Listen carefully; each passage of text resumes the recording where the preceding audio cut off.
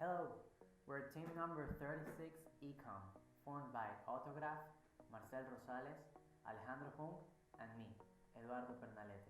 And we're excited to talk about Venezuela and its energy solutions for the future. In the north of South America, adjoining the Caribbean Sea, there is Venezuela, a country with plenty of resources, strengths, and opportunities.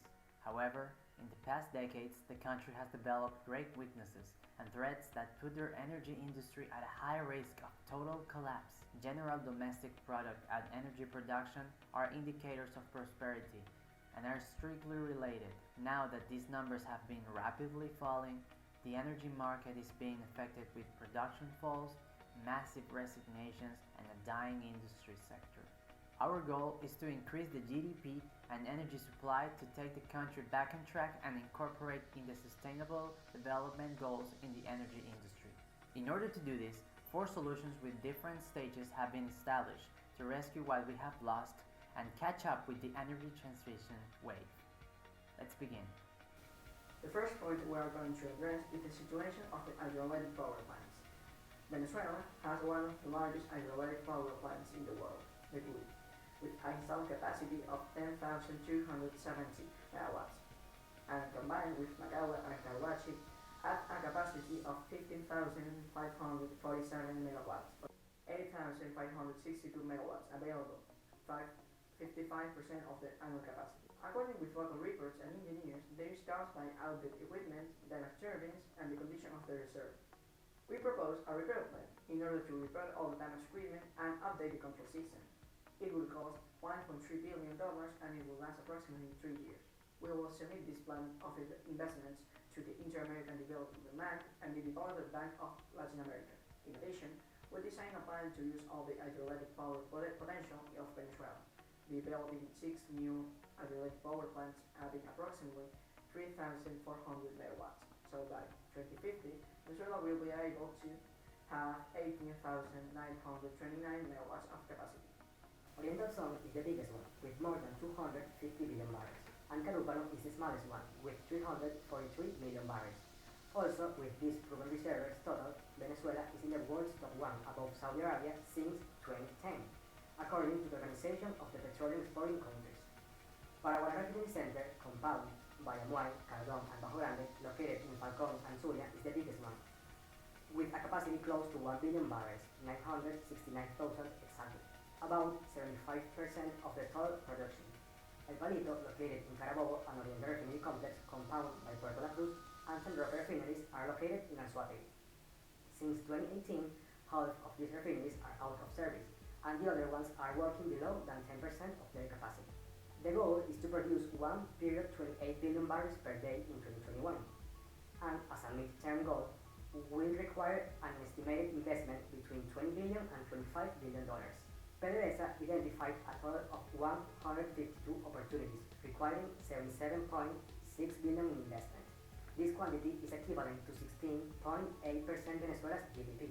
Of that, 58 billion is needed to return crude output from joint ventures, and PDVSA's own oil fields to their 1998 levels, while another 11.3 billion would go to onshore and offshore gas fields. PDVSA also estimated that 7.65 billion is needed for reviving pipelines projects for gas injection to oil fields, terminals, and refineries that are idle or underperforming due to lack of maintenance. Based on Venezuela's gas-proven reserves, we must take advantage of these incomes from exportation. Also, we can encourage companies like Shell, Repsol, Rosneft, Eni, etc. to invest in our country in oil, gas, and renewables. Besides, companies like Shell and BP are interested to invest at scale in the energy transition. The renewable energy plan for Venezuela. In this map, we'll be able to appreciate the renewable resources of countries close to Venezuela, appreciating the great potential of countries both in wind and solar wave. Here we see the different potential of areas of Venezuela. We can focus on Zulia, Falcón, Anzoátegui, and Sucre. Nowadays, Venezuela has 96 megawatts wind farm capacity. That number will increase to 5,000 megawatts in 2050 year, which is an upgrade of 4,060%. This improvement can be seen in the graph shown. We divide our wind energy plan in 3 decades. The field will distribute to 1,000 megawatts between Falcón, Zulia, and Anzoátegui. In the second one, we distribute 2,700 megawatts between Falcón, Zulia, and Anzoátegui, Araguari, Esparta, and Bolívar. In the third one, we reach 5,000 megawatts just adding Sucre, which is the previous one. Venezuela Venezuela has huge potential in solar energy, so we are going to use photovoltaic and solar panels. Also, the project is divided in 3 decades. In the first one, we issue 1,000 megawatts between Falcón Sur and Suárez and Sucre. In the second one, 5,000 megawatts of photovoltaic solar energy and 900 megawatts of thermal solar energy at Guárico, Carabobo, Bolívar, and Esparta. In the last one, 50,000 megawatts of photovoltaic solar energy and 2,000 megawatts of solar thermal joint in Lara and Abuela. Here you can see the graph. The second one is an estimate of annual production that we determine using photovoltaic geographical information system for the European Commission, so we know a proof of how well it will work. The price of photovoltaic energy in Latin America is low compared to the rest of the world. In general, the price of solar energy has gotten cheaper over the years. So we divide the budget into 3 decades, with a total of 8.50 billion. Also, with the graph we can relate the low cost of wind energy compared to the rest of the world. It will also be divided into 3 decades, with a total of 4.04 billion. Finally, we will talk about the hydrogen project and how it truly empowered the energy transition in Venezuela. Hydrogen is the most abundant matter on Earth. It has been often used in the industry sector, mostly for oil refinement, steel, and ammonia production.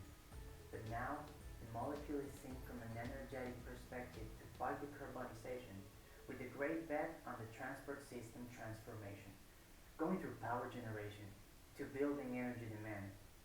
Hydrogen has many applications, as many as ways to obtain it. We will see only 3. Green hydrogen, which is produced by renewable sources by electrolysis. Blue hydrogen, the one created with natural gas with CO2 captured and stored. And gray hydrogen, same as blue, but without carbon capture. Currently, hydrogen global demand is around 70 million tons, and it is expected to be in 200 million tons by 2050. In the next 30 years, there is still a 73% of the market share to fulfill. Venezuela's hydrogen plan is to fight gradually. Install 90.6 gigawatt capacity within the next 3 decades among renewables and natural gas plants to produce the 3 hydrogen types we just mentioned, producing up to 1.7 million tons of the material. The purpose is to support Europe and the Americas to create a sustainable hydrogen market and fight against decarbonization of the energy, industrial and transport systems. Finally, the water used for electrolysis would come from oil extraction processes, contributing to a circular economy. It is true that hydrogen prices are still not attractive, but numbers are lowering, and even more in Latin America. Pilot projects such as Paraguaná and Anzoátegui must be appealing for international funds, as well as for energy groups and experienced companies from the hydrogen production and transport sector. The estimated final value for the project is around $2.2 billion. And by 2050, Venezuela can estimate an annual income of $4.2 billion. Hydrogen is the blue gold. Many professionals have been lost, and one of the objectives is to appeal to those who has left. However, it's not our intention to hire all the lost personnel, rather to optimize hiring the new technologies. Here we can compare to Venezuela's. The one on the left is the population from the last census, and in the second is the distribution that will be in 2050, taking into account of the proposal that we use. Now we ask ourselves, can we think about the future of zero CO2 emission? No, because the main source of production in Venezuela are tied to the emission of CO2. However, it will be the key tool to finance the energy transition in Venezuela. It will affect our roadmap because we must start with the main resources of Venezuela, available today, most which produce CO2. With what has been said before, we can realize the benefits of Venezuela quality of life will have, with also increase of income, employment, education, and environment.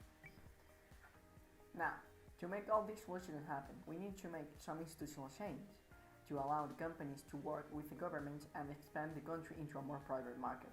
Firstly, we suggest getting a partnership with the companies we established before. But we see the countries like USA, Spain, and Australia as potential partners in the different markets that we explained before.